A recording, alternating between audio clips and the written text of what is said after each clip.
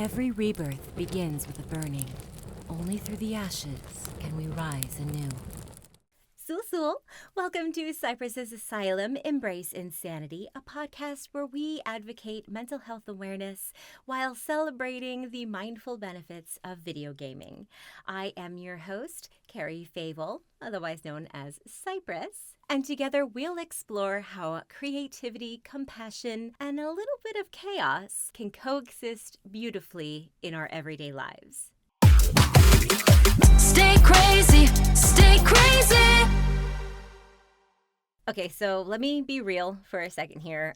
This is what I want my podcast to be anyway, to be more real. So I have had false starts for over 6 months. I was about to start this back in January.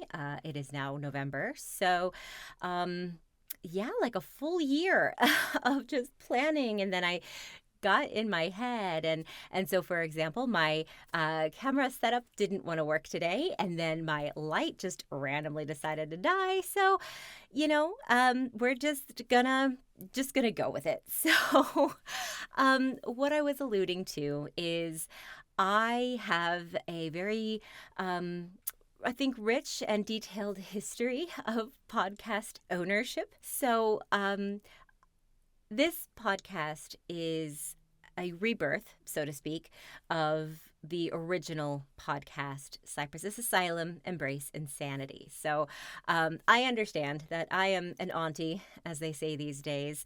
My trendy days are over, if I ever was a trendy person. But I've been around the community for quite a while, and I want to give back. I just enjoy content creation, and there is a space here that I feel I can bring value to, and hopefully entertainment. So now the heat came on. Lovely. But you just gotta embrace the obstacles. That is part of the journey, right? So this episode is going to be a little different, obviously. It is a compilation of all of the episodes of my original series back in, I just rewatched all of it and I can't even remember. Was it 2015? Something like that? Yeah, it's been a long time. And so I am going to kind of interject myself, of today's self. Obviously, this is all myself. Ooh, that is so philosophical. After every episode, I'm going to kind of come back with a little tidbit, kind of breaking it up. So this is not the format that is going to be this podcast, although the more I sit and think, I don't know, I think I want to change up the format a little bit, because I think raw, authentic conversation is what is needed. But of course, this all stems from my love of voice acting. So I am used to reading off of a script. And I am really bad of reading off of a script, staring at a teleprompter, apparently. I can do it, but I am very unnatural. So, I have things that are going to be scripted. I still want to do a bit of a story time segment. It's going to be a little bit different if you look at my back catalog on this podcast series. If you are an audio listener, you see all of the iterations except this original Psypris Asylum, which is why I wanted to do this. I kind of just wanted to honor my past as I kind of come around full circle with a little bit more of a purpose and a mission that is separate of myself. Whereas I originally started it as a marketing technique to get my voice out there. Now I feel like it's a bit more deep, I suppose. Not saying that I am the holder of all wisdom and all of that stuff, but more so that I do want to create something that in and of itself it is enough, that I am somehow giving back and making my mark on the world. And we will get into that probably along down the line. I've got a lot of ideas, and I just keep getting stuck in that analysis paralysis. And so that's why I was like, you know what? Let me hop in here, barely have makeup on, and I actually just took a shower, and I was like, well, let me put something on quickly. So hopefully you're just listening to this on the audio, but if you do see this visually, I apologize. So let's get started. So I have the worst memory. So I scripted, except for the very first episode, which we're about to listen to. All of these it was something I wrote.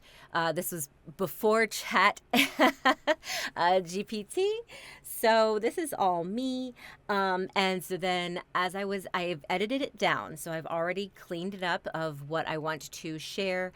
You can always still access the original back on my Psypris channel. If you're listening to this just as an audio, this is on YouTube now. And so there's nothing that is wrong. It's just some of the stuff is a little bit outdated, or just outdated and inaccurate. For me to say, oh, I live in this apartment or something like that, well, that's not the truth, but that was an example. It was a horrible example. I can't think of anything, but this was pre-COVID, that kind of thing. So it's just I mostly just cut it so that all of the quality points are there without some of the needless fluff, so to speak, kind of like what I'm doing right now. So let's get started with the very first original episode of a podcast I have ever done in my entire life. Here we go. Hello. So this is the introductory episode. I figured that, if you're going to be listening to me talk about this kind of stuff, you kind of want to know who I am and what makes me capable of doing this kind of thing. So I'm going to kind of cover all of that. This is not going to have any information as far as the cosplay community. This is going to be entirely personal to me. So if you are looking for information about cosplay or about the community, then this is not the episode for you.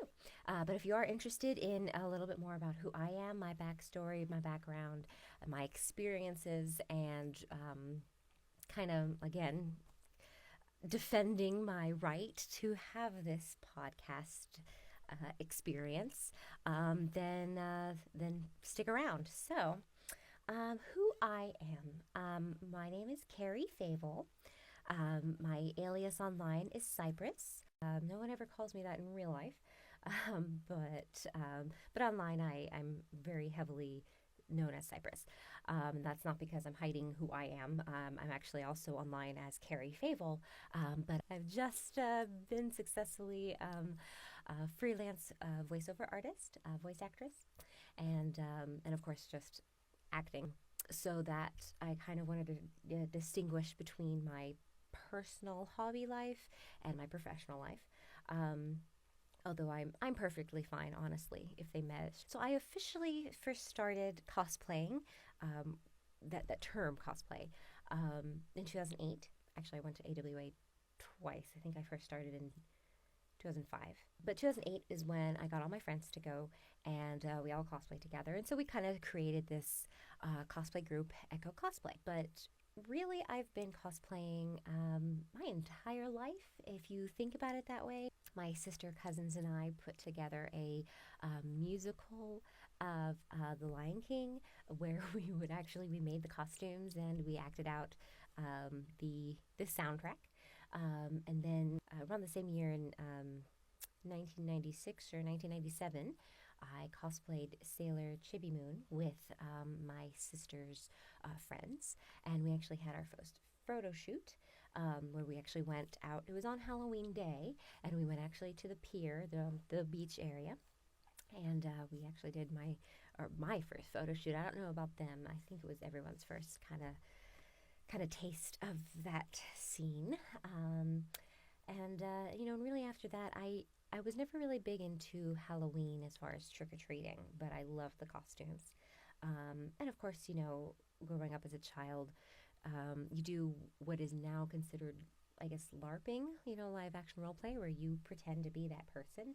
And I did that a lot. I was very active in playing. And to me, cosplay is a performance art. So to me, it all kind of meshes together. People tend to think that cosplay is childish, but to me, it's a way to express yourself. And that will be covered in episode 2, if you consider this episode 1. Then I was what was then called a closet cosplayer. Now it means something entirely different. Closet cosplay, again, I'll discuss it more in the next episode, but it's when you pull from your own wardrobe to make a costume. But closet cosplay back when I was doing it was, or at least I'd always heard it be used as when you were in the closet, basically. So I would put together costumes. Never 100% finished anything. To me, I love wigs. So, I never had like that, but I always made the pieces. I didn't show anybody. I have like literally maybe 2 pictures. Those will not be shared. And anyway, so then I went, that was senior year of high school. So that was 2003, 2004 was when I was really getting into making costumes. I thought I wanted to be a costume designer. And then I went off to University of Georgia. And that is when I discovered that I loved costumes, but I didn't want it as a career. I didn't want to do theater costumes, if that makes sense. The the Roaring 20s and that kind of stuff. The swinger look, the whatever, the flapper look.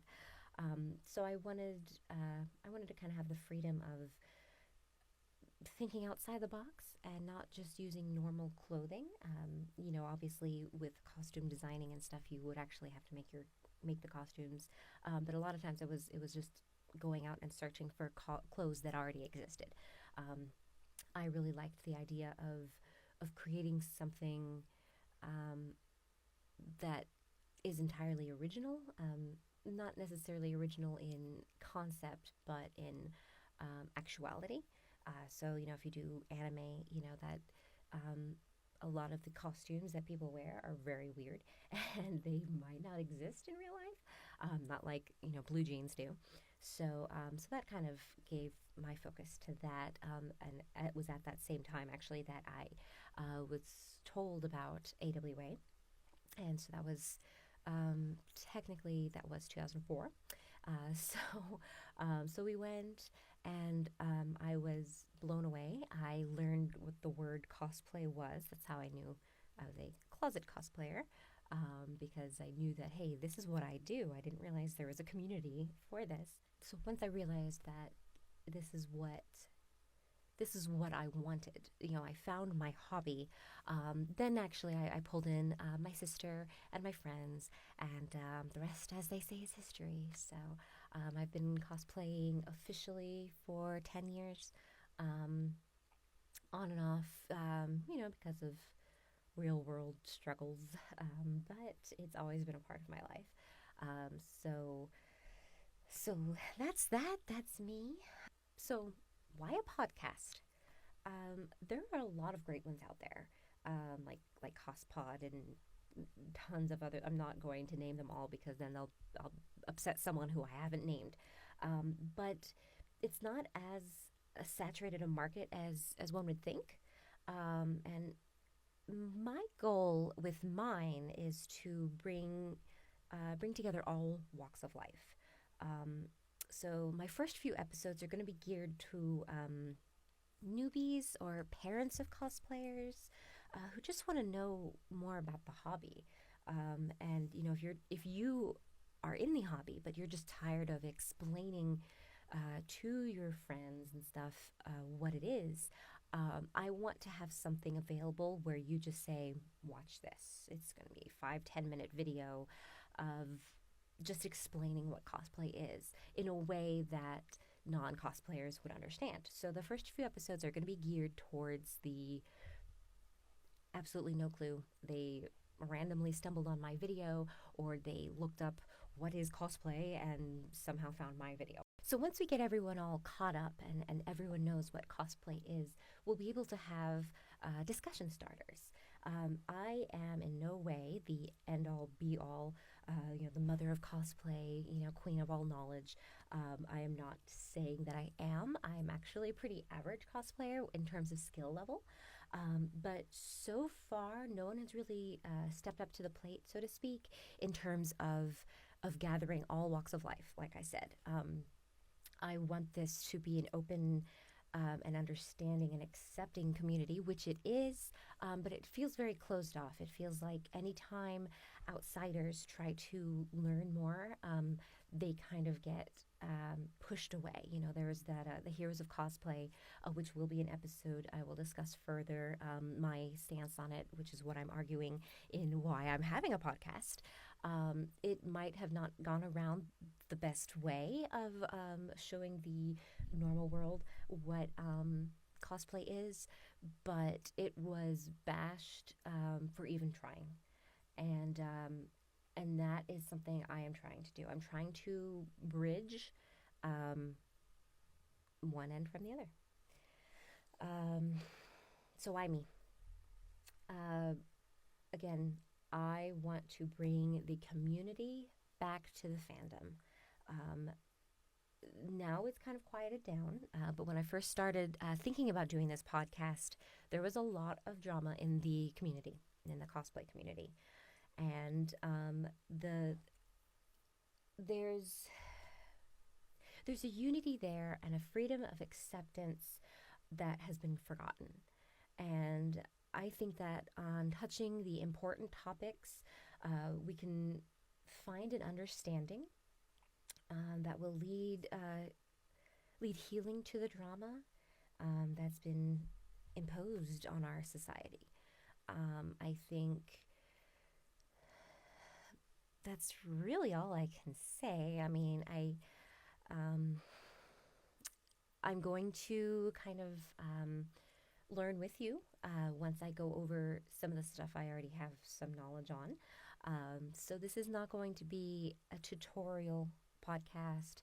This isn't going to be, when you listen to the radio and the announcer DJ is just kind of telling you as is, like, hey, I have all the answers. Listen to me. This is true.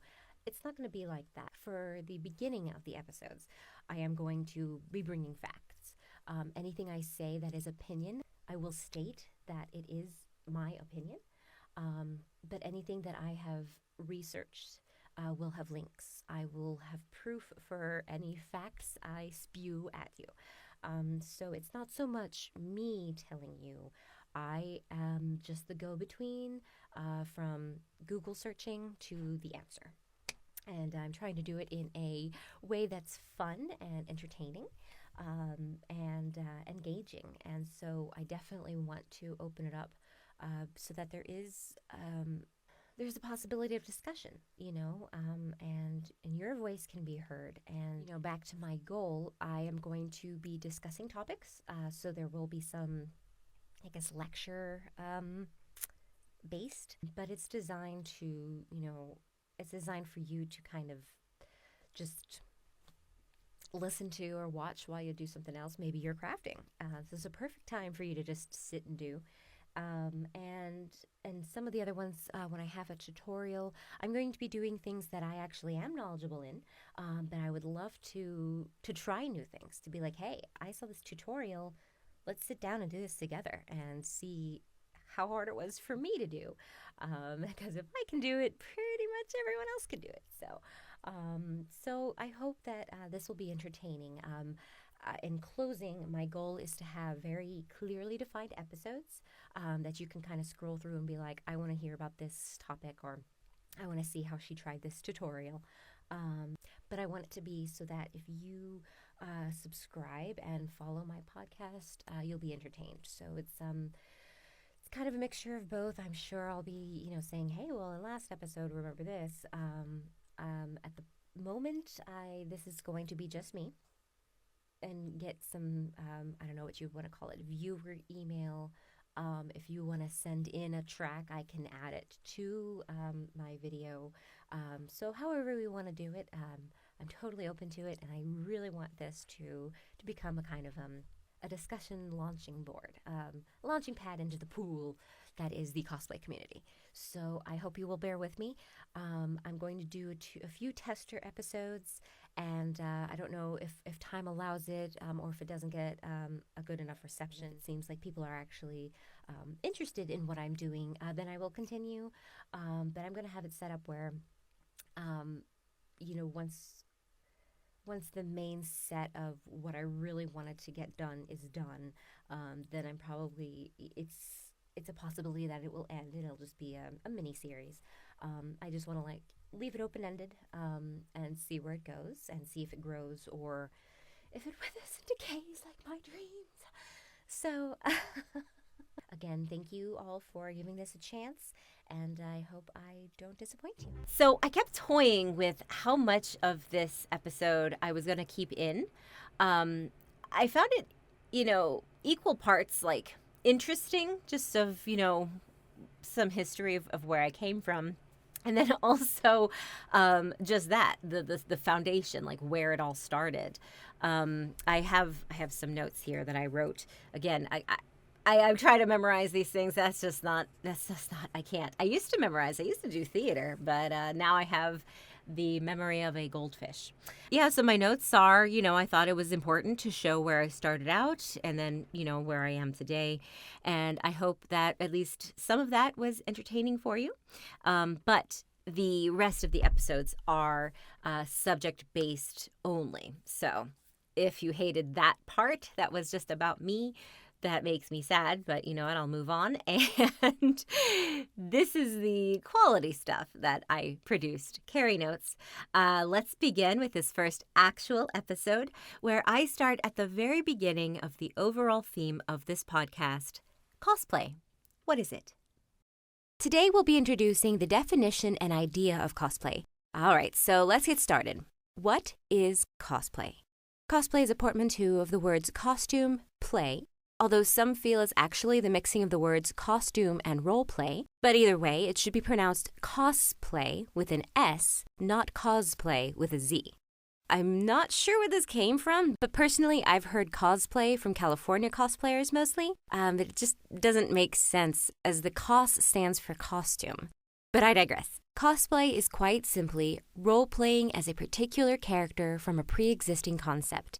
That concept can be a television show, live action or cartoon, a book, a game, a meme, practically anything. I have always considered it a performance art, and as an FYI, a conversation I had back on Facebook resulted in the Wikipedia page adding my actual definition to the description. But no, I promise it wasn't me who changed it.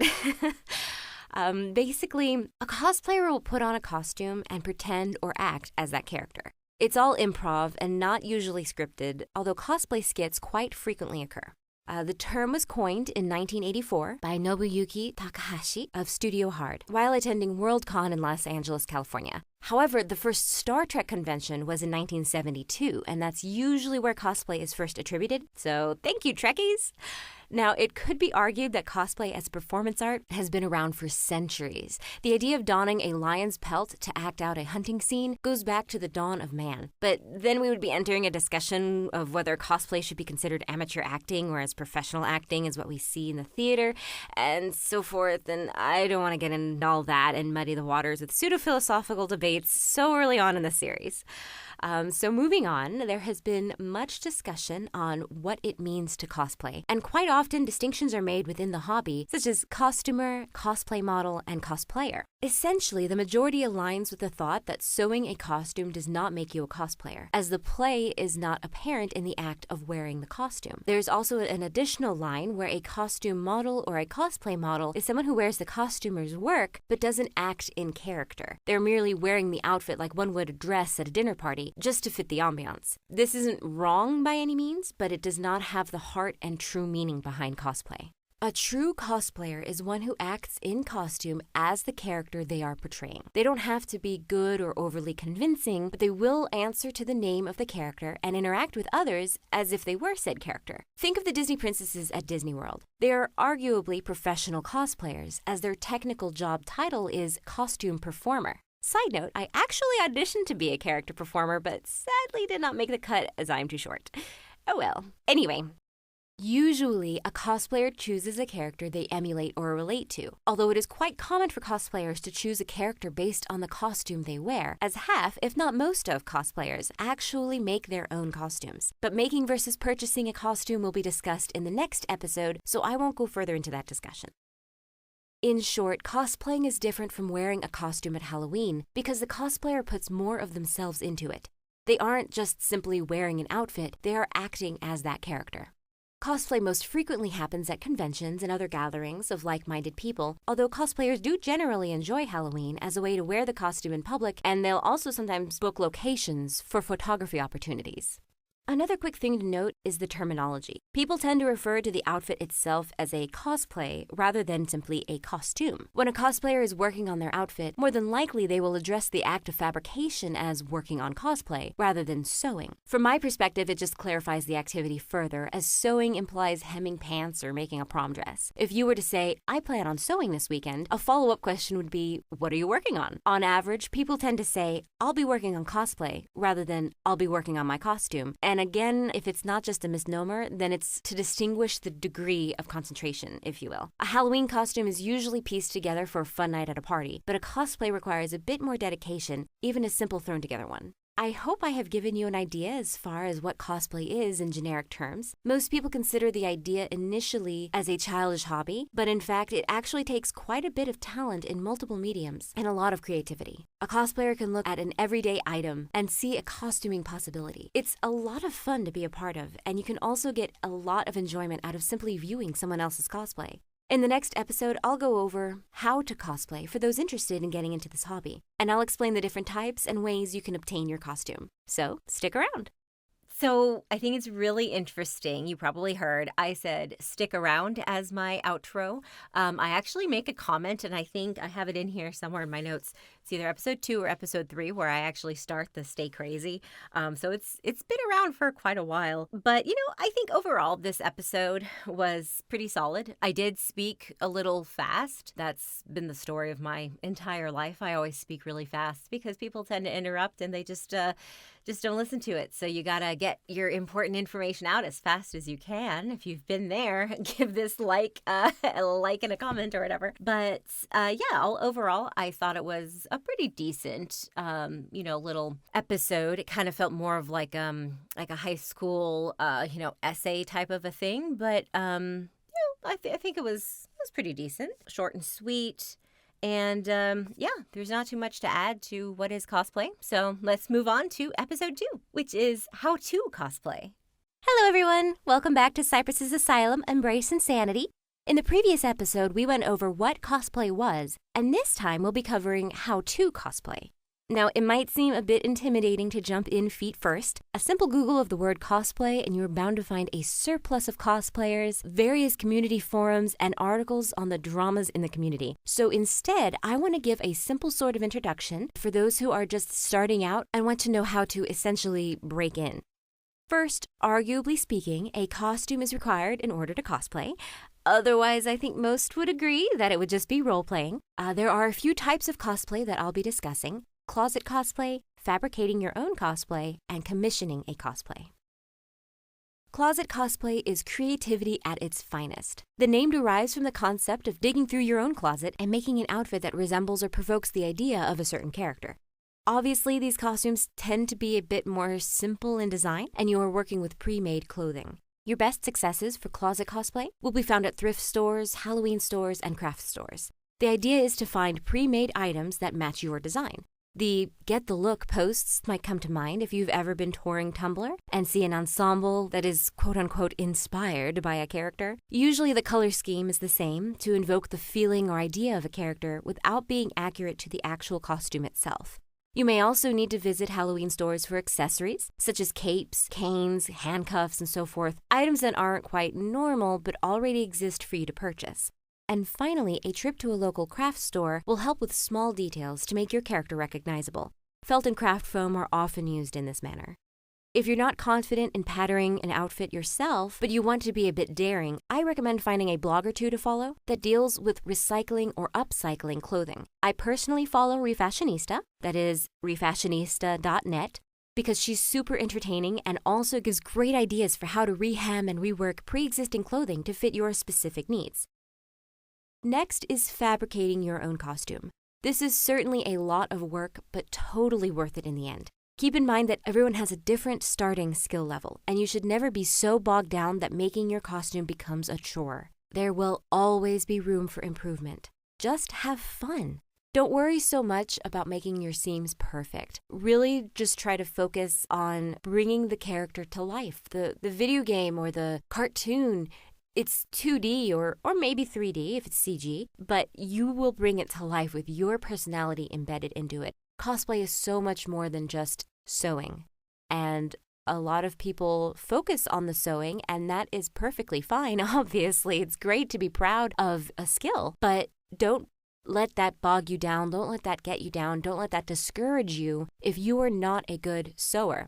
I actually really kind of suck at sewing. I am pretty much self-taught, and mostly I just kind of learn as I go. I look up YouTube videos. I try to follow tutorials, and it's trial by error. You know, you make one, and then 3 years down the line, you look back at it, and you're kind of embarrassed that, oh my gosh, I walked out in public in that. But you can tell when you think that it's proof that you've grown. But I digress. I know I will talk more on this issue in future episodes because I feel like this is a big part of cosplay. And so this is just kind of the starter episode, so we will continue on. Now, I could probably spend the entire series discussing how to make your own costume. So instead, let me point you to a great website that has tutorials on just about everything you will ever need. It's simply cosplaytutorial.com. And it lists various tutorials online in a simple-to-use, organized list. This website will definitely help you get started and at least help narrow down what your questions are so you can search for other tutorials if you can't find what you're looking for on that site. Now would also be a great time to follow some of the more popular cosplayers, as they often have progress pictures of what they did that often can be used as tutorials in and of themselves. Sewing is pretty straightforward as far as the techniques. But for using Worbla, Wonderflex, Fostshape, and other mediums, I recommend Svetlana's website, kamuicosplay.com, where she actually sells very helpful tutorial books that explains what she does in more detail. She does have free tutorials as well, but I always encourage supporting the community. And I actually own all of the books so far. I think she did come out with one talking about craft foam that I have not yet purchased. But they're very detailed and they explain things very easily. So if you're interested in getting into other mediums, that is definitely a great place to start. So moving on before I drag this episode down with an essay full of recommended sites, we come to commissions.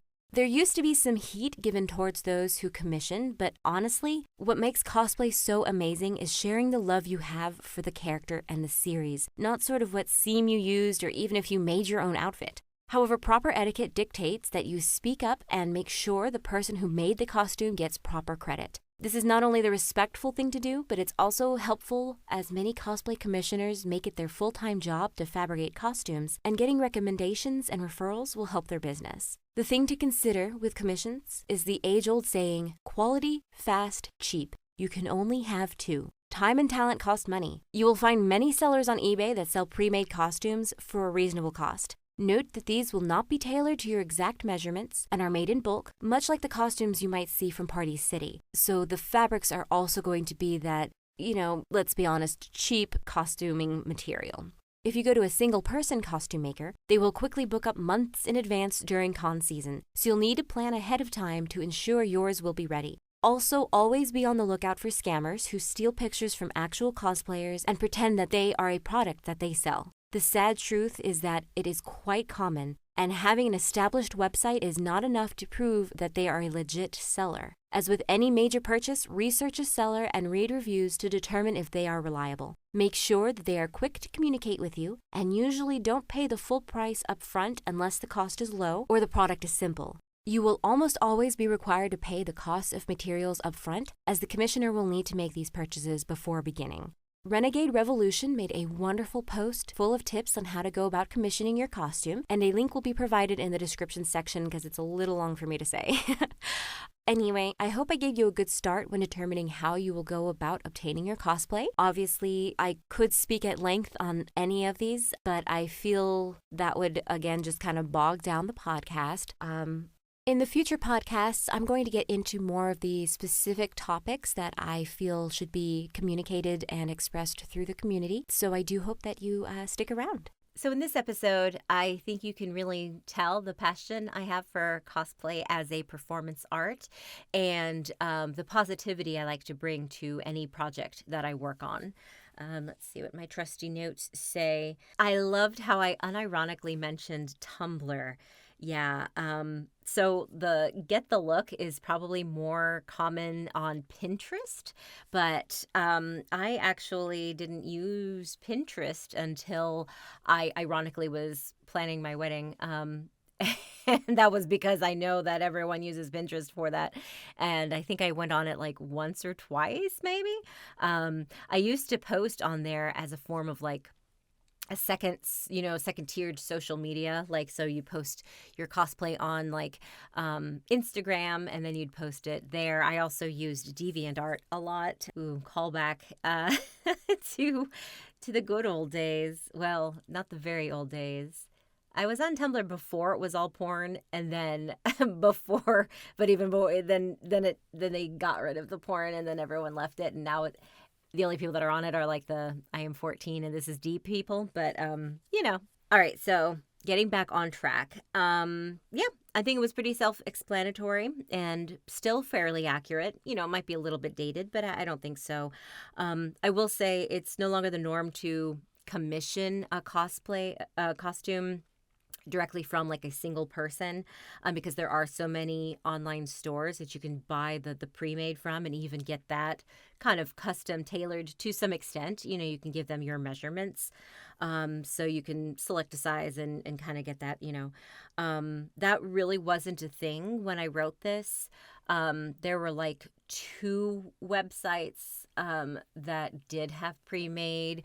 There were a lot of scams going around where they take pictures of, cosplayers and say that they made it, that kind of thing. And so if those 2 sites didn't have what you wanted, you were kind of just, SOL. So you either had to learn how to make your own costume or pay a lot to get someone else to make your costume.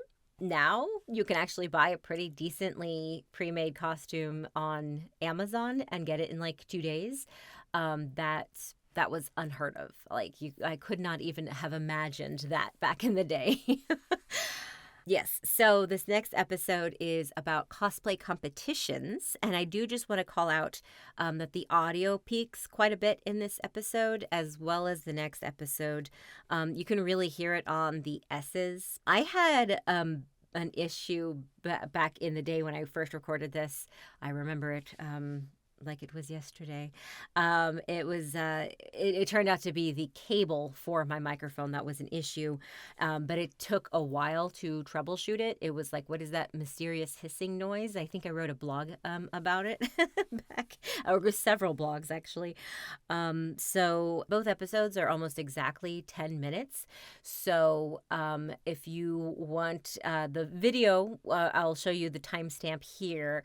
Of course, I'm not going to know that until I edit this. So if you're audio only, you can skip about 20 minutes in if you really can't stand that audio. I find you get used to it after a minute or two, but it can be a little bit jarring between this audio, which hopefully will be much clearer. The microphone's a little bit set askew, but as I said, my setup isn't ideal. It isn't what I planned, but we are moving on. So, I think that's all I had to say on that. So on to episode 4. Welcome back to Psypris Asylum. This time we'll be discussing costume contests. At this point, it shouldn't surprise you that there are several different types of contests in the cosplay community, and of course, I'll be briefly discussing each one, as well as the underlying question, for what reason does one compete? To start off, a contest is pretty much exactly what it sounds like. A group of people are judged by a selected committee and awarded one or more prizes. These prizes could be money, gifts, trophies, certificates, or simply just a round of applause and the knowledge that your costume was the most, insert award name here, out of all other contestants. The categories will differ depending on the size of the contest and the theme or genre, but for the most part there will usually be a Best in Show or Best Overall, Novice, Journeyman, Master, and Judges Award. Other categories include Best Performance or Skit, Best Weapon, Best Group or Pair, Most Accurate, Best Craftsmanship, the list goes on.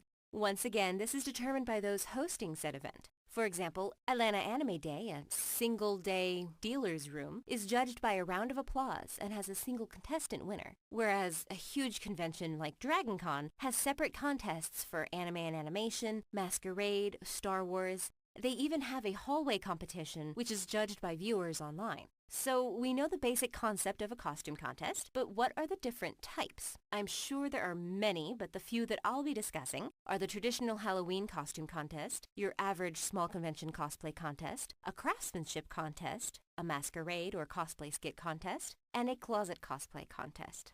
If you listened to my first episode, you'll already know what the difference between a Halloween costume contest and an average cosplay contest is, namely the construction. With the exception of the closet cosplay contest, it is a requirement for all cosplay being judged to have been made by the contestant. I will note that the person wearing the costume does not need to be the one who made the outfit, as long as the person responsible for the outfit submitted themselves to be judged. In other words, you can't commission a costume and enter a contest without the approval and explicit disclosure from the maker of the costume. However, usually no one cares if you made your Halloween outfit, as long as you're either funny, sexy, or look exactly like the character you're trying to emulate. While we're bordering the topic, closet cosplay is the bridge, if you will, between non-cosplay costume contests and full-on cosplay contests. It's not a requirement that you make any of your closet cosplay, and the judging is more based on presentation and entertainment than construction. Certainly, apparent effort and accuracy of the character one is portraying will be considered, but all of the closet contests I've witnessed have been judged mostly on popularity with the audience. I am by no means saying that there is anything wrong with this, just that it has a much more casual and laid-back approach. The average cosplay contest will have 3 judges and a host. The judges will balance craftsmanship as well as the character portrayal and will award based on overall success of a costume based on these elements. In my personal, biased opinion, most cosplay contests are really unofficial craftsmanship contests, as they focus more on the techniques used in making the costumes and not the overall success of a costume. For example, French seams will win over hot glue hands down, despite the fact that the difference is only noticeable if you are literally examining the garment. Now, let me explain my dissatisfaction. It is not that I feel the French seam costume did not deserve to win, but rather that the contest itself did not specify it would be judging based on the technique used. If the hot glue user looks identical to the character they are portraying, whereas the French seamer, say, didn't wear a wig, and this is an arbitrary example not based on an actual event, then it is my belief that the hot gluer should win, as the contest is judging cosplay. Now, if the contest is called a craftsmanship contest, then there would be no question as to the outcome of the previous scenario. Not only would the hot gluer not be considered for an award, but they would more than likely be scoffed at and highly encouraged not to compete at all. Craftsmanship contests usually open up the award genres, so the focus is not only on sewing, but also prop and armor making. The judges will be picked a bit more carefully, and will usually have a seamstress, or a seamster, an armor maker, and last year's Best in Show or Masters winner. Finally, we get to my personal favorite, but ironically the least popular, masquerade and cosplay skit contests.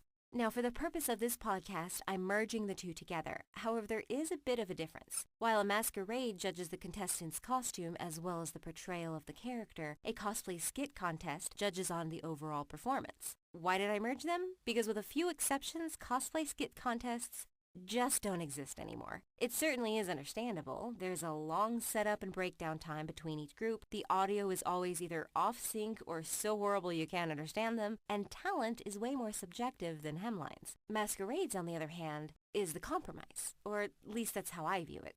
It takes into account the idea that cosplay is the portrayal of a particular character and not just an outfit.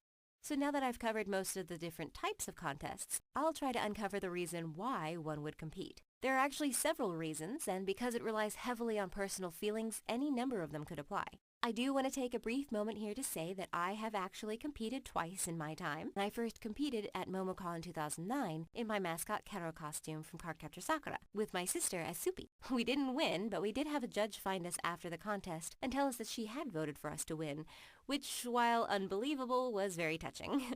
I say unbelievable because I know exactly why we didn't win. You see, my sewing machine broke and I was a poor college student, so I actually hand-stitched my entire bodysuit, and the seams were not pretty. We were also mascot costumes, which rarely ever win because the average cosplayer doesn't understand the mediums used and therefore tend to overlook them altogether. And no, I'm not just saying that because I'm sour we lost. I never actually expected to win, and I've seen many amazing fursuits and mascot costumes go unnoticed and unawarded in my con-going time.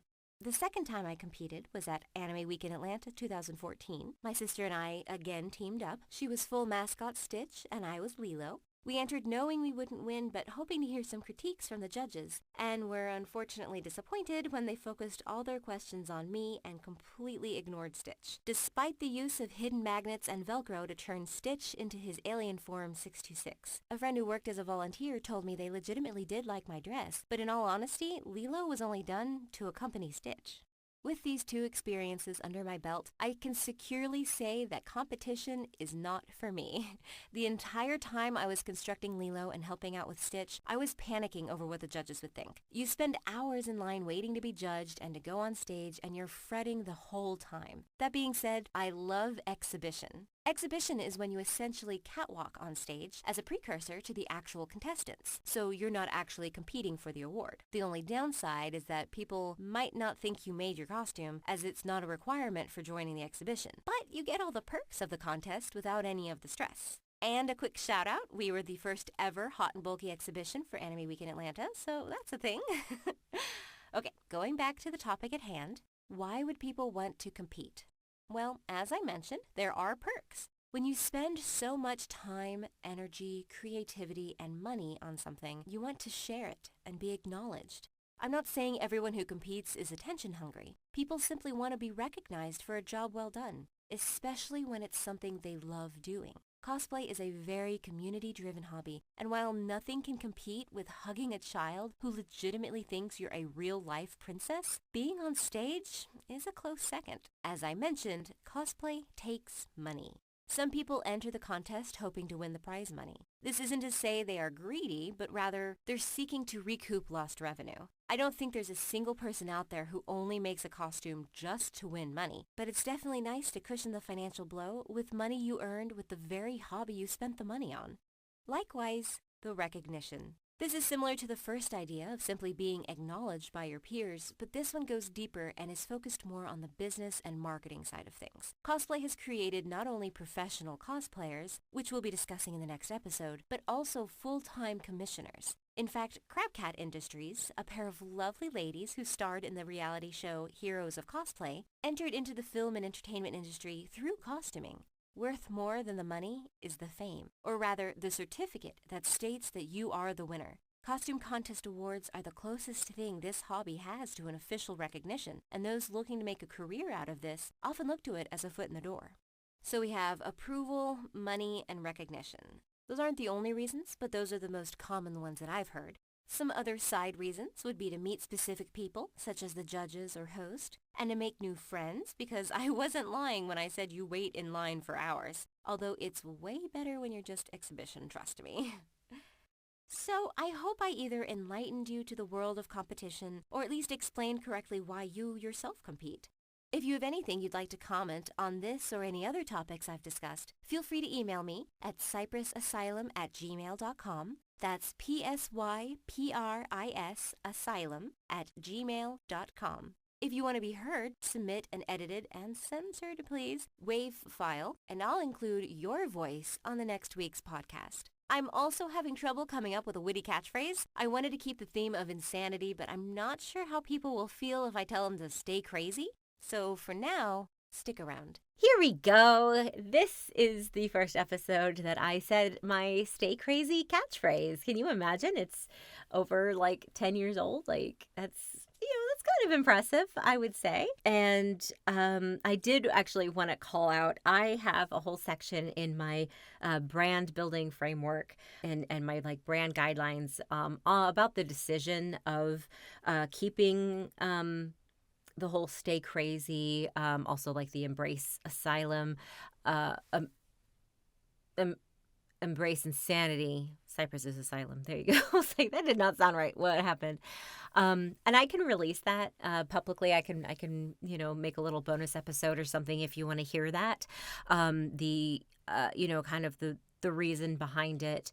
Not to say that I'm profound, but I do think it's a bit introspective. I like.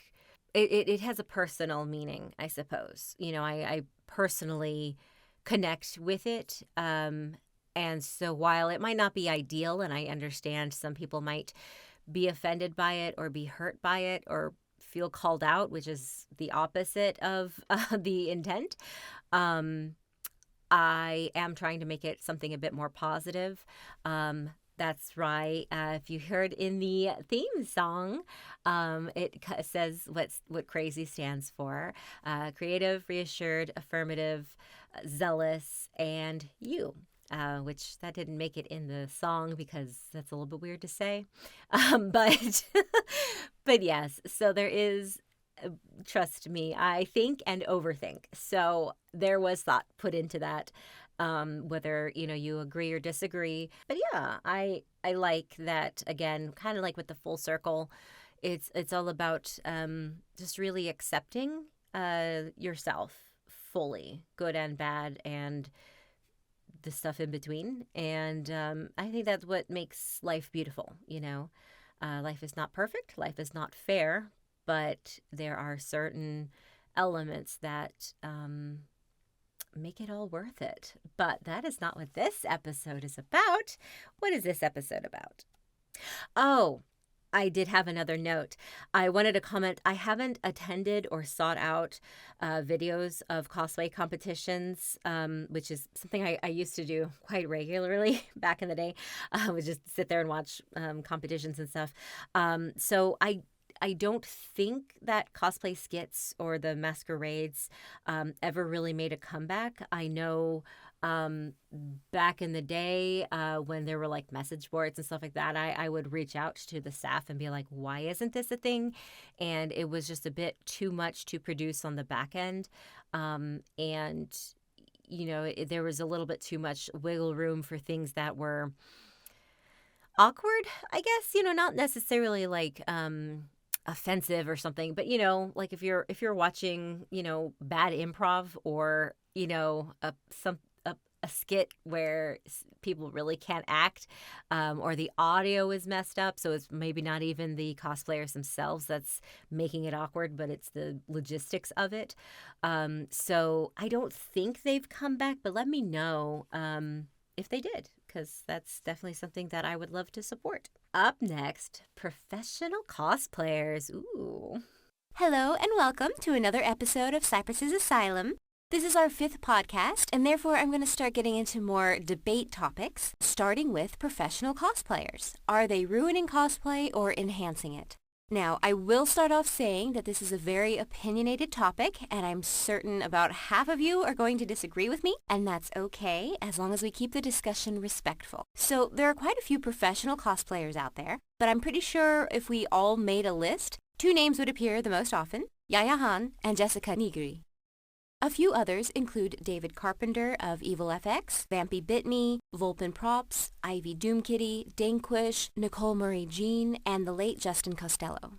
I wanted to start by addressing the theory that a professional cosplayer cannot exist. As stated in a blog article on queenofthenerds.net, now she states, you can't dress up as a character and be a professional at it. Getting dressed is not a profession. However, the definition of a professional is a person engaged in a specific activity as one's main paid occupation rather than as a pastime. In other words, getting paid for something that would otherwise be a hobby. Queen also argues that you get dressed every day, but does anyone pay you to stand around in your clothes? Of course not. And I yet again feel the need to mention the character performers at venues such as Disney World. The actor is, in fact, being paid to put on clothes and stand around. Not only that, but she must also, dare I say, play in costume.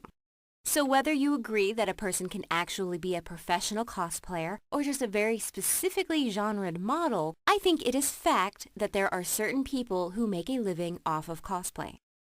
Is this a good thing or a bad thing? Well, as with all things, it depends on your perspective. Cosplay commissioners are generally accepted as being beneficial. They can produce costumes, props, and accessories that less crafty people would be able to do, therefore encouraging more people to cosplay and prompting those who make their own costumes to improve their own skills. While the idea of buying your costume could be seen as cheating, no one can deny that the bar has been raised on the quality of our hobby. For those who want to discuss buying versus making, you're in luck because that's the topic for episode 6. Moving on for now, we're focusing on those who seem to make money off of being famous for the work that they've done specifically for themselves, not commissioned work for others. The idea that one person could be well known for cosplaying a character that thousands of other people have also done seems a bit arbitrary, and certainly the disdain could stem from some sort of envy, a "why can't that be me" thought. We as a society seem to put famous people on a pedestal and treat them as though they are better than average. Merging one's hobby with this mentality is naturally going to ruffle some feathers. But is that a good enough reason to say that professional cosplayers are ruining the hobby? One of the most well-known incidents, I might say, is the sci-fi production Heroes of Cosplay. A show that could have potentially shown the true heart behind the hobby, instead centered on drama and competition. But hey, reality TV sells, documentaries don't. Now, I'm not going to dive into this can of worms. I probably could, and I might in the future. But for now, I'm going to leave the success or failure of the show ambiguous, and instead just mention 2 lines of thought. There were quite a few in the cosplay fandom that were angered, saddened, and or embarrassed by the portrayal of what costuming was. However, I myself was personally approached by non-cosplayers who thoroughly and honestly enjoyed the show and had more of a respect and understanding of the hobby from watching it. The takeaway impression they had was that it was super cool that people made their own costumes and got together to show them off. They didn't seem to pick up on the cattiness or elitism that most of the fandom seemed to focus on when watching the show themselves. So, is it really the professional cosplayers that the community has a problem with, or the fact that the fandom is becoming more mainstream? BuzzFeed's Try Guys recently did a 4-episode special on cosplay, which I highly recommend because it was respectful and silly all at the same time. But the point I'm trying to make with this is that BuzzFeed is a generic comedy outlet and not geared specifically towards nerds or geeks. A few years ago, I would walk into a fabric store and pray no one asked me what I was working on because the conversations always turned awkward very quickly. Now they actually assume it's a costume, no matter what time of year. Living in Atlanta, Georgia, I have the added perk that just about everyone knows what DragonCon is, and it's a perfectly acceptable answer to give normies, even if it is February and DragonCon isn't for another 7 months, which isn't actually a ridiculous time frame for making a costume, but I usually make mine in the same month of the con. Now, it's debatable if those like Yaya are to thank for this change in the winds or if it's a natural occurrence, since other fandoms such as superhero movies and video games are becoming more prevalent. It's just one possible outcome of having professional cosplayers. Another issue people tend to have with professional cosplayers is the idea that they really are just merely models. Certainly, there is truth to this. It's impossible for everyone to see the costume in person, and even the average cosplayer loves a photo shoot to capture their hard work. However, these pros do not tend to act in character, since their presence at a convention is more to see them as a personality and not the character they are portraying, the very hobby that earned them their fame. But cosplay itself is a very personal thing, and people do it for many different reasons. Going back to episode 2, there are plenty who believe that acting or portraying the character is not necessary. To attack these professionals over this idea, we would then have to solidify the specific definition of cosplay, which, if you've ever been in such a discussion, is virtually impossible to do. So if the issue is not that they aren't portraying the characters, what is it? The most common arguments I've seen are that they are either fake geeks or just plain fake. The idea that getting breast implants removes the right to have respect for a woman is utterly ridiculous. It is possible that these women got breast implants solely to receive attention, certainly. But is that the only reason for plastic surgery? Of course not. Society has placed such a focus on the beauty of woman that even the naturally gifted are left feeling inadequate. There are also mental illnesses, such as body dysmorphic disorder, that might cause one to become obsessed with their physical attributes. Whatever the reason these women might have had, the mere fact of having breast augmentations done does not mean the women themselves are fake or any less intelligent and down to earth. In fact, their success as professional cosplayers could be used in their defense. Running your own business is tough and definitely takes marketing and business savvy. So then, are they fake geeks? Anyone who spends time, money, and energy to attend a convention is not faking. They might not have read every comic book in existence, but no one has the right to specify if someone is or is not a fan of a particular brand or series. No one has to prove themselves to anyone, not even professional cosplayers. I know it sounds like I'm heavily supportive of professional cosplayers, and that's not entirely the case. I too have an issue when they take non-sexual characters and portray them in a sexual manner, especially when it wouldn't fit said character's personality. Taking a tomboy and putting her in overly feminine lingerie just isn't believable. And removing pants or a shirt from a costume just to show more skin is definitely not necessary. But these women are running a business, and there's no denying that sex sells. They cater to their viewership, and their followers tend to be healthy young men who enjoy, well, healthy young women. And with a few exceptions, these cosplayers make their own costumes. Telling them they can't do something is no different than telling the average cosplayer that they cannot do something. And that is teetering on the edge of slut-shaming. Everyone wants to feel attractive, and if you're already going to pose for pictures, you might as well do what makes you feel good, right? Now, I know I just focused mostly on the female cosplayers, but the male cosplayers tend not to have the same issues that the professional women do as far as being attacked for being fake. I don't really want to get into that discussion of feminism and Gamergate and all that stuff. I am not touching that with a 10-inch pole unless you guys really, really, really want me to. But I was more just focusing on what is prevalent in the community right now. And for the most part, professional cosplayers tend to be women, and those women tend to be the most attacked. In closing, I don't actually really follow professional cosplayers all that closely. I do follow a few cosplay groups, but they are still considered hobbyists. However, the professionals that I have met have always been very sweet and intelligent, and I obviously don't have the same issues with them as others might. So with all that said, I ask again, do professional cosplayers ruin or aid the community? I really can't think of how they ruin the hobby for anyone. Cosplay is so personal that what someone else does shouldn't play a part in how you feel about it. And while I can make the defense that professional cosplayers aid the community, it's certainly not proven that they had anything to do with the hobby becoming more mainstream. So I guess after all that's said and done, I come down to being neutral. I don't think professional cosplayers help, but I definitely don't think they hurt the community. But let me know what you think by emailing me at psyprisasylum@gmail.com. Until then, stay crazy. Ooh, I was a little spicy right out the gate on that episode. I like my little note here was still spicy. I get the strategy of rage bait and the virtue of sticking to your beliefs, but because I said so or I don't like it so it's not a thing isn't a valid argument, and I felt some type of way. Okay, there you go. So this is probably about as argumentative as I'm going to get on any of these episodes, because I've never really liked debates.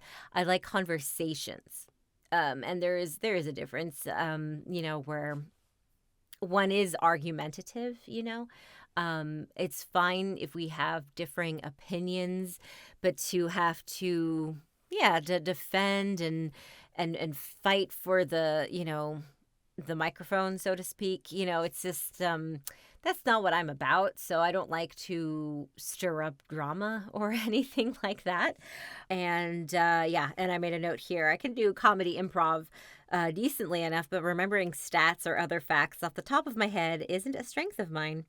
And I do prefer to have conversational thoughts in written form, which is, I Blogs actually probably are my strength. Either I read something that is already scripted or I write it, but then to actually like perform it, I can perform decently. But I haven't in years have to memorize a script. I'm decent when it's a conversation, like for a play, but like memorizing a presentation is a little tricky for me now. Unfortunately, it's kind of scary that I used to be pretty good at it, and now it's a little bit of a struggle if I don't really know exactly what I'm saying, or I can make something conversational and explain something well enough, but if I have to say like a year or a percentage, some sort of statistic, I can't ever memorize that anymore these days. And luckily, I'm not in a position that I need to do that. But I do think that these ideas and concepts are really interesting to kind of delve into. And have conversations about. I really haven't had the time to do deep dives, but this is something that I would want to do. Like ideally, if like time wasn't an issue and everything was set up beautifully, I would like to have more of a deep dive type of essay-based content, but I just don't see that happening quite that way yet. I think it can be, grown out of what this is. And certainly, I hope, they always say energy begets energy. So I'm hoping that this podcast encourages me to write more. And when I write the prompts and I get in that headspace, because that's the thing, is I still get in these headspaces where I could write all of, so many things, but I'm never where I can be to write it down. I'm either driving or I'm working on something at work, and it's like I can't just stop and write, unfortunately. So, and then by the time I'm done with the day, I'm like, I don't remember what my points were, and so it's annoying. But I do hope to get back into it, and this kind of shows me, or reminds me, I should say, of the enjoyment and the satisfaction you get from really kind of digging a little deeper than the surface. Oh, yeah, I had a note. Did you catch? I said the 10-inch pole, not 10-foot pole. I am notoriously horrible with sayings. I've gotten a little bit better with age, not by much. I just make up sayings or I mix sayings. And I've actually done it with so much confidence that I'd have coworkers saying it incorrectly. And then I would notice it was wrong after hearing them say it. And I'm like, wait a minute, that doesn't sound right. But I'm like, oh, no, they're parroting what I said. So I gave them the wrong thing. It's hilarious. Oh, I also wanted to say I couldn't quite cut out the sentence. But I do still have that Gmail account that I used as the call to action. But I hardly ever use it. So it's not the best way to reach me. Again, I still have access to it, but it's not going to notify me if I get a message. So the best way to kind of connect with me is through YouTube comments directly on this episode. I think now you can do something with podcasts depending on where you get it. This gets distributed to so many different places. I know some places you can make a comment when you rate it. But of course, this episode's not the best one to rate because this is not what the new series is going to be. But yeah, you can reach out, Instagram too. But I often, I get horrible social anxiety from DMs. So I'll see that I got a message and then I have to mentally prepare for about a week, no joke, before I can respond.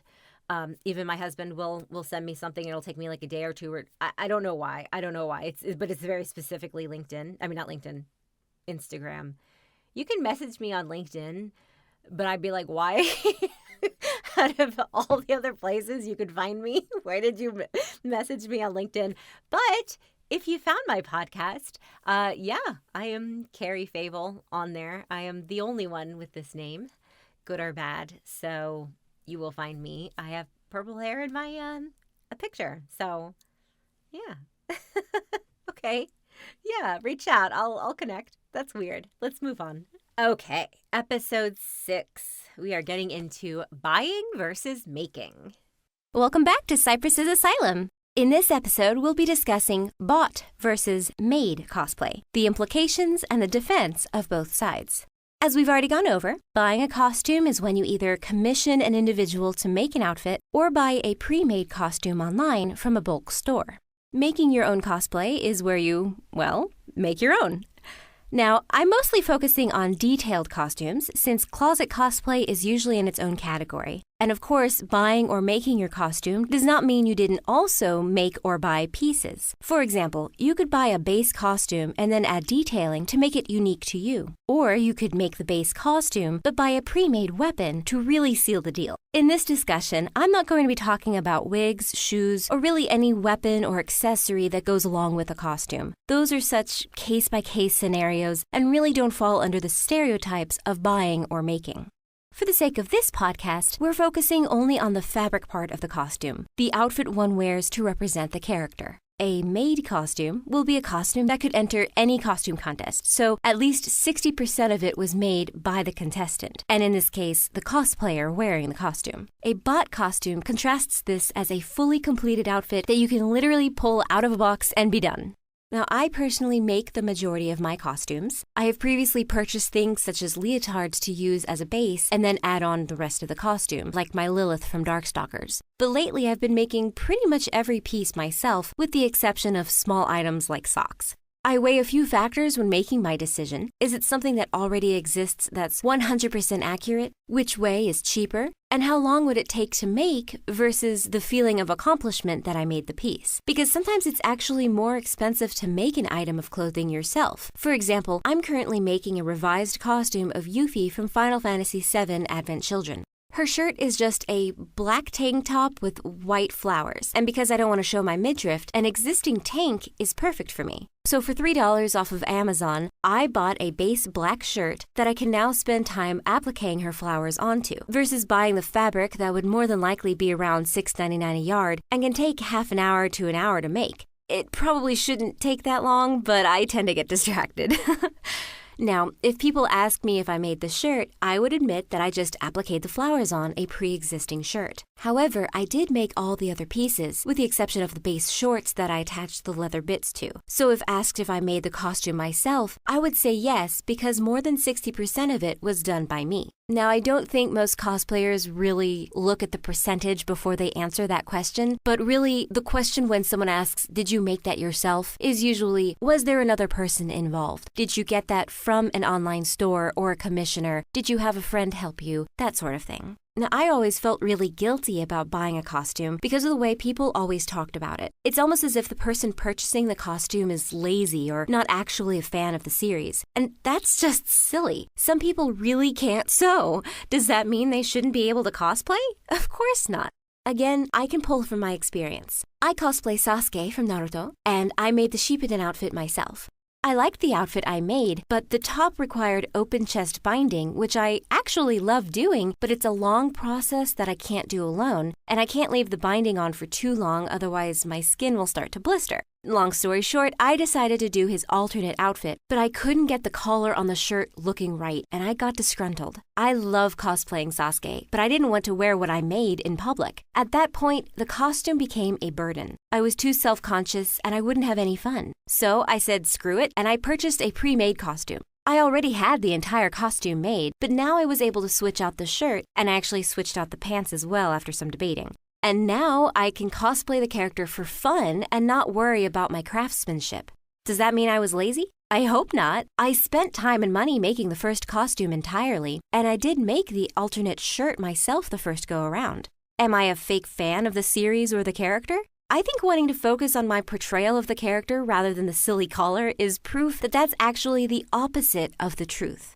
And I think this is the case for a lot of people. Certainly there are going to be those who want a costume to wear just in a casual manner to fit in, so to speak. But for the most part, no one spends money on something that they don't actually care about. But sometimes you have to weigh the time and effort that would go into making a costume versus your actual talent and the estimated outcome. So I've already discussed the implications behind buying your costume. What do they say about those who make their own? honestly, I haven't really heard much distaste for those who make their own costumes, considering the hobby is mostly full of those who would make at least part of their costume, if not the entire thing. But arbitrarily, I will point out two possibilities. Those who make their costumes could be seen as stuck up and obsessed. The idea that they're stuck up is based entirely off of what those who compete have said about purchase costumes. They think of them as cheap Halloween quality costumes, and while there is some truth to this, it is how the bulk pre-made costumes can keep their costs so low. It's not fair to really judge all pre-made costumes in this way, and it's certainly not the case of most commissioned costumes, as the people who make those costumes are pretty professional. Having this mentality about pre-made costumes kind of gives the air that making your own costume puts you in an elite category, but I don't think that the majority of cosplayers really truly feel this way. I think when they talk about pre-made costumes, they're focusing more on the Party City, Halloween City, Spirit, those type of pre-made costumes that really aren't cosplay. Obviously, you can use those costumes for cosplay, but the majority of those are made for just a night on the town. Now, what about the idea that those who make their own costumes tend to get a bit obsessed? Again, you've heard me talk about seams and how I couldn't get the color just right, so I couldn't bear the thought of people seeing my mediocre work.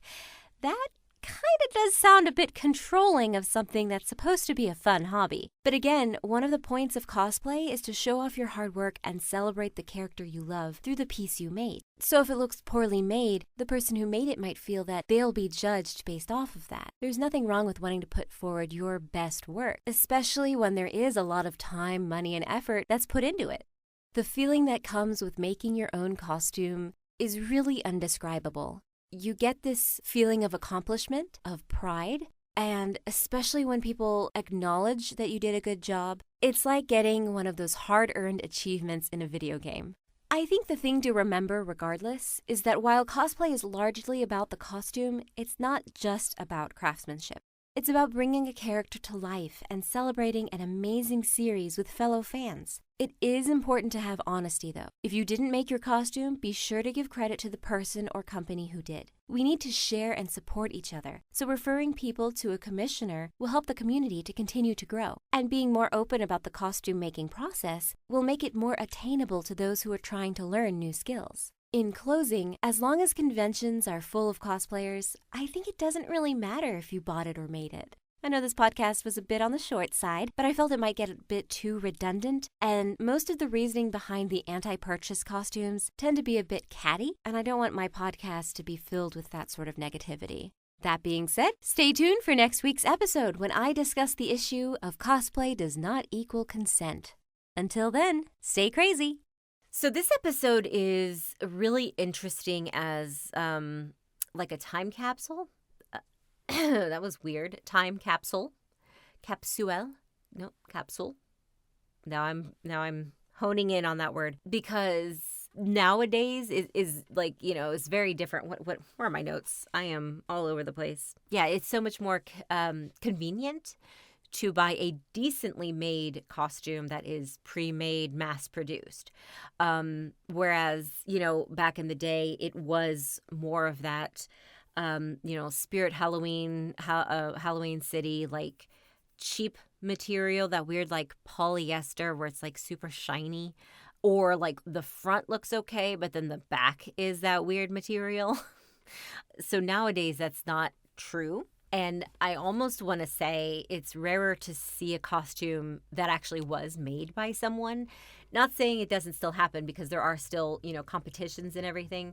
But I think the average con goer now, instead of wearing like a nerd shirt and then seeing cosplayers who, you know, they might not be the best costumes, but they made them.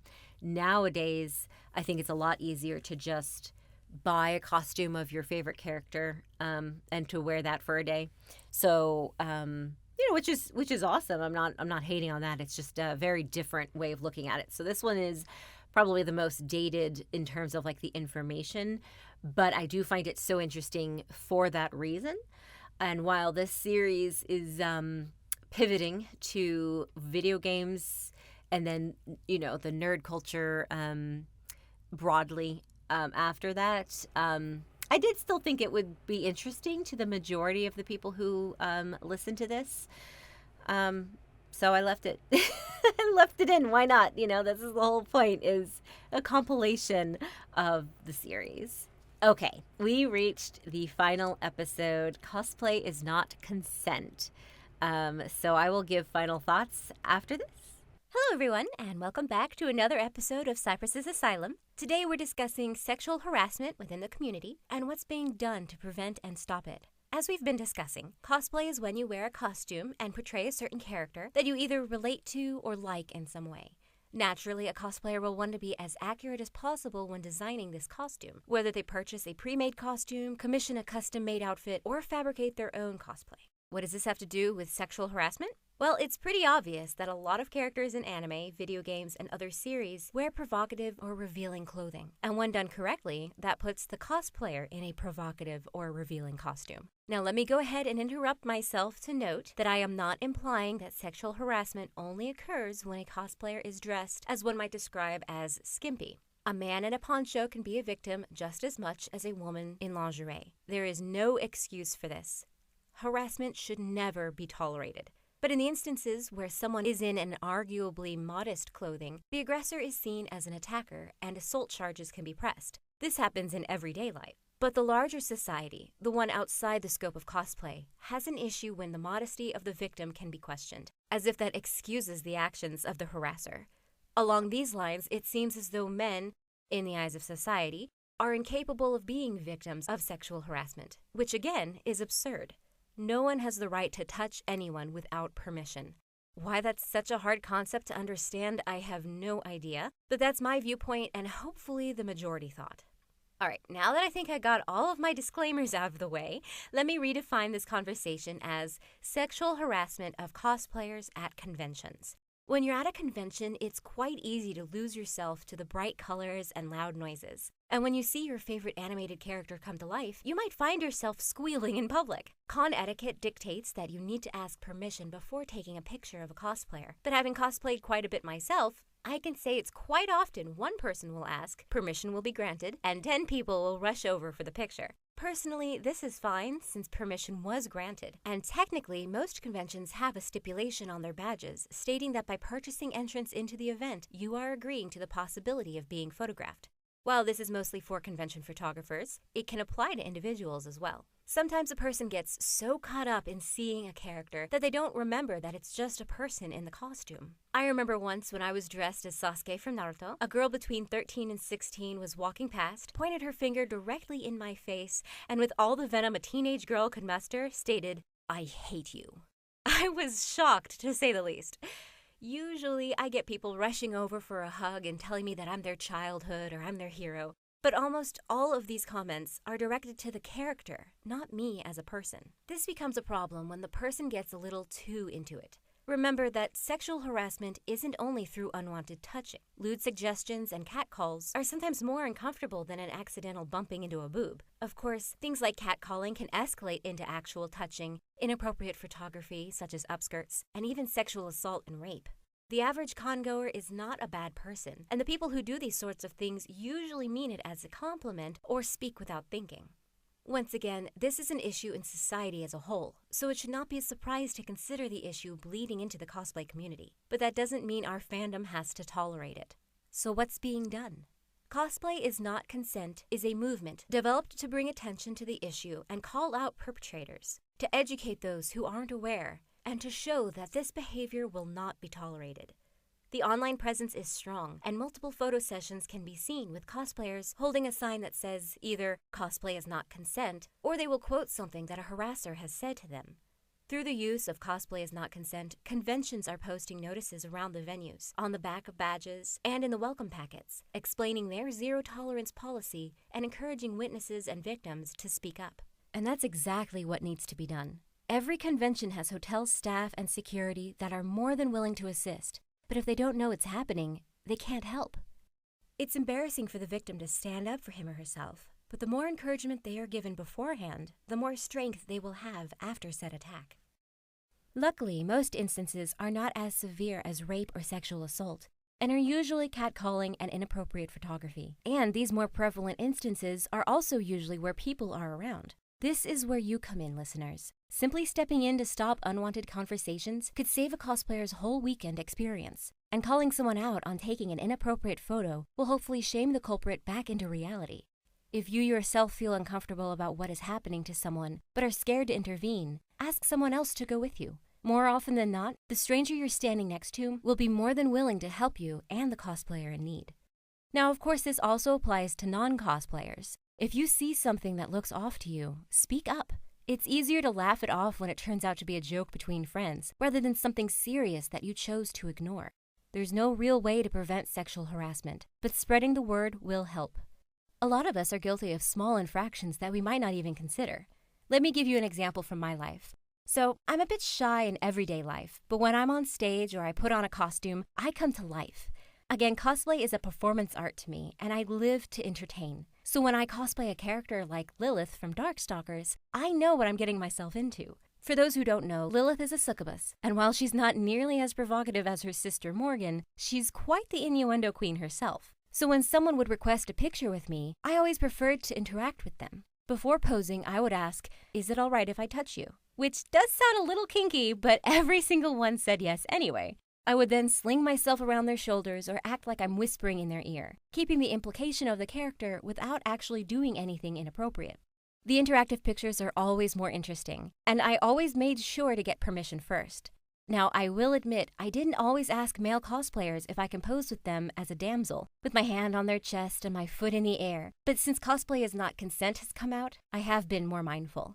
Luckily, those men always instinctively grabbed me around the waist, so permission was implied after the fact. But my point is, dressing like Superman does not remove that cosplayer's right to not stand heroically. More than likely, he'd be fine with it, but getting permission first will make everyone more comfortable. The question is, where do you draw the line? 90% of pictures that I'm in with someone who asks for a picture, we have our hands on each other's shoulders or waists in that standard camera hug pose.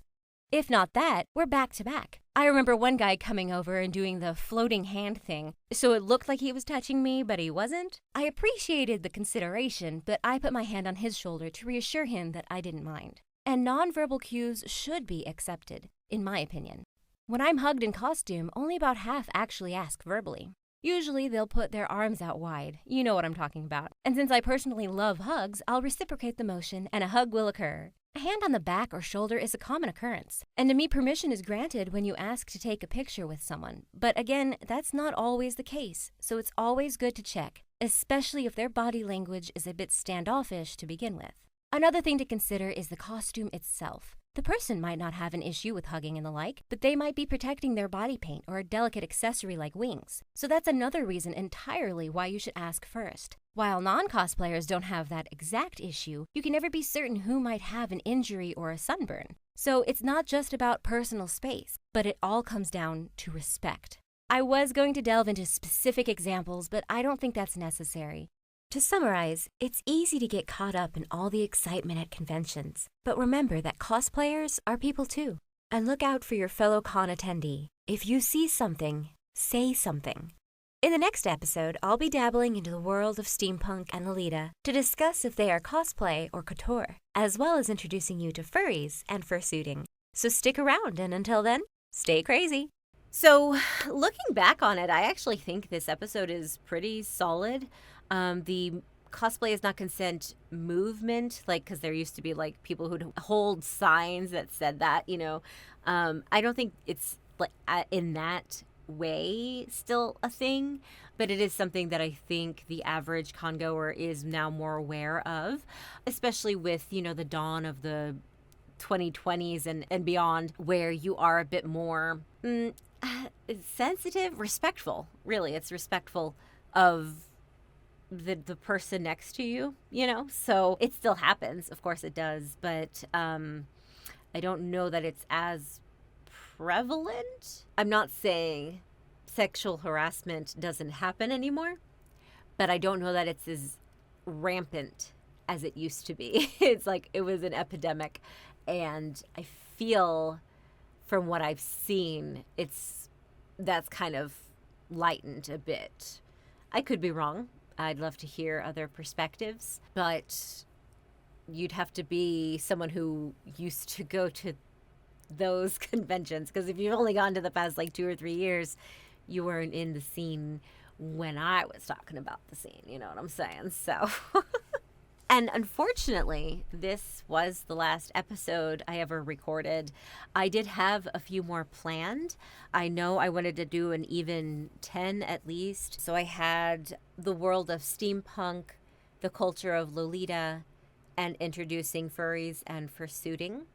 And I want to say, I feel like I had at least one of them written, but I've lost all of the research I've ever done for them, if I had any. But of course, if there is interest, I am more than happy to dig in and revisit those in honor of where this podcast came from. And then also because I think it's fairly relevant. But anyway, this is where I'll end this one. I do have, I'm kind of debating if I have one or two more episodes of more of like a getting into it. This one I feel is like that, the burn it all down to rebuild. And so I kind of do want to have that kind of foundational like level set stuck in my head. I'm sorry. I started watching these compilation reels or whatever of using corporate speak in everyday life. And I'm like, I relate to it because I do it. I've been called out on it in my personal life. But then also now I'm like, but some of these terms are exactly what I need to, to use. Anyway, like pivot, like that was the best word. Anyway, I know normally people don't do that, where it's like, hey, this is what you can expect. But I just feel like that's a good way to start anything. I don't know. I just feel like, not that I get feedback. I love feedback. But just to kind of, again, what you can expect from it. But maybe that's something that will just come through osmosis. I did want to kind of lay a foundational of the goal of the podcast because it has had so many iterations. So I think what I'm going to do is I'm going to merge them and just create one that uses the format but doesn't talk directly about the format, and we'll go from there. Because I also think I'm going to change up the format just a little bit. So who knows? All this planning, and then you're just like one day, I want to do something else. I want to tweak it. I've been listening to podcasts lately, and I just I enjoy the ones. I enjoy scripted, but I do enjoy when you are talking about something so personal to have those moments that are unscripted. And I don't know that I necessarily will have a co-host or ever have guests on. If there's interest, of course, I would, interview someone, that sort of thing. But there's a lot of back-end logistics, like this episode, where it's just like sometimes it is harder when you don't have a budget to have that set up and plan it and get it, really when you're self-producing, it's just easier to do it by yourself. However, I do know that my husband really wants to do a podcast gaming series. And so I'm intrigued by it too. I'm a little bit more cautious than he is just because of the content that it's going to be around. So I think I will discuss that in the next episode, the first episode, to kind of get, again, just kind of where I'm coming from, and all of the back end episodes. I still feel like they have a home here, so you can listen back with the bedtime stories. I think I am going to sprinkle in, if I find any random kids stories. If you're unaware, this podcast, and for those listening, I am holding up a pretty thick book, although this is actually, it accidentally got printed like double spaced or whatever. But so I self-published a book. Well, actually, I've done it three of them. This one I didn't necessarily write. I compiled 100 stories from around the world, the living fairy tale. And that was a play on my last name, Favole, which is Italian for fairy tales, or more like fables. And so this is actually all of these stories that I read on my podcast. I did 100, and well, I did more than 100, which you can see the episodes listed. But some of them were not fairy tales or like that. They were about Halloween or something, and I didn't think it would fit in the book. So I did record a few more that were not podcast episodes. And I did have, I want to say, I feel like there were at least 2, or 3. Anyway, there were a few that were actually written specifically for the podcast. The one that calls to mind is about Maui. That one was written off of the legend, which was an oral telling of it. So it never really had a written, fairy tale, so to speak, in that kind of way, at least from what I could find. So I did put it together, and then I'm proud of that. And so, I don't want to shy away from that. Just as, you hear in the first episode of this compilation where it was like, I fought so hard of separating Psypris and Cari Favole. And I think I'm finally at peace with what I want to do with it and with my brand. And so now it's just about doing it. So more on that, more on a lot of stuff, but I think this will do it for now. And,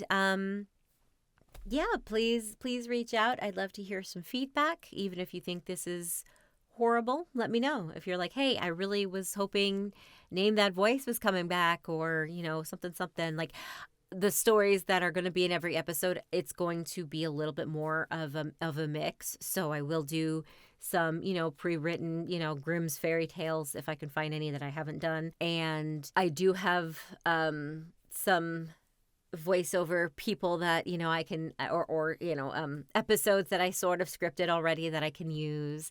And then, of course, I really want to do plots to video games in a narrative style. So that's what I'm looking forward to doing the most, mostly because it's a fun challenge, I think. So I'm looking forward to it. But for now, remember that you are loved, you are worthy, and whatever you are struggling with today will pass. Until next time, stay crazy.